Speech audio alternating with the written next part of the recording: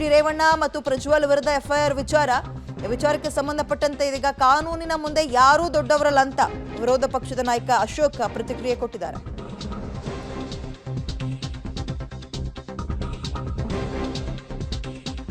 ಕಾನೂನಿನ ಮುಂದೆ ಯಾರು ದೊಡ್ಡವರಲ್ಲ ಅಂತ ವಿಪಕ್ಷ ನಾಯಕ ಅಶೋಕ್ ಹೇಳಿರುವಂತದ್ದು. ಈ ಎಫ್ಐಆರ್ ವಿಚಾರದಲ್ಲಿ ಅಪ್ಪ ಮಗನ ಮೇಲೆ ಎಫ್ಐಆರ್ ಏನು ಹಾಕಿದ್ದಾರೆ, ಅದರಲ್ಲಿ ಕಾನೂನಿನ ಮುಂದೆ ಯಾರೂ ದೊಡ್ಡವರಲ್ಲ, SIT ರಚನೆ ಆಗಿದೆ, ಕಾನೂನು ಪ್ರಕಾರ ಕ್ರಮ ಆಗತ್ತೆ ಅಂತ ಯಾರು ಕೂಡ ವಹಿಸ್ಕೊಳ್ತಾ ಇಲ್ಲ ಈ ಪ್ರಕರಣವನ್ನ.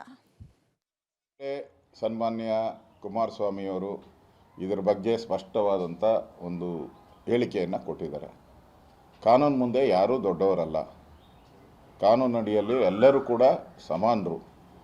ಈಗಾಗಲೇ ಸರ್ಕಾರ ತನಿಖೆಯನ್ನು ಮಾಡುವಂಥದ್ದಕ್ಕೆ ರಚನೆಯನ್ನು ಮಾಡಿದೆ, SIT ರಚನೆ ಮಾಡಿದೆ.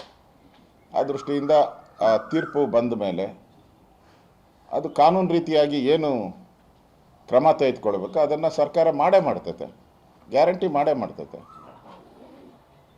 ಅದನ್ನು ಮಾಡಲಿ, ಕಾನೂನು ಅಡಿಯಲ್ಲಿ ಎಲ್ಲರೂ